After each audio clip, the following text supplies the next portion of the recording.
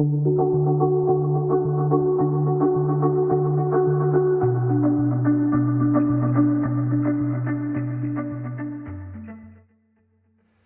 nehmen wir einen Platinentausch vor von der Elternplatine RSC3 auf die neuere RSC4.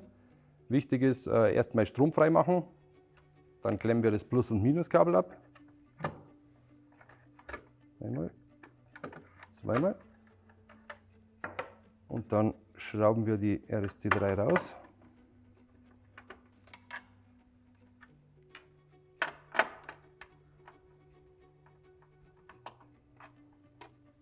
So.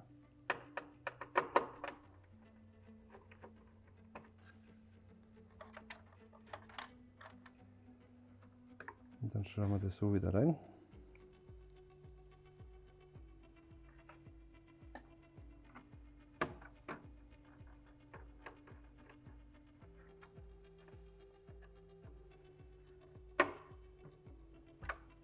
So. Und dann klemmen wir da den Minuspol und den Pluspol wieder an.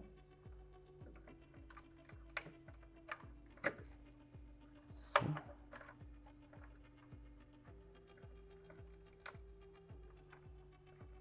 Und so, damit wäre der Tausch abgeschlossen. Was bei der RSC4 anders ist, die hat hier eine doppelte Belegung.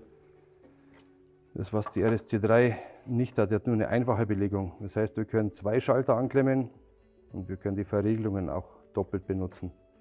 Und was bei der RSC4 auch noch anders ist, die Lichtfunktion, dass man mit der Fernbedienung, der Funkfernbedienung, kann man auch das Poollicht an- und ausschalten. Das kann man hier anklemmen.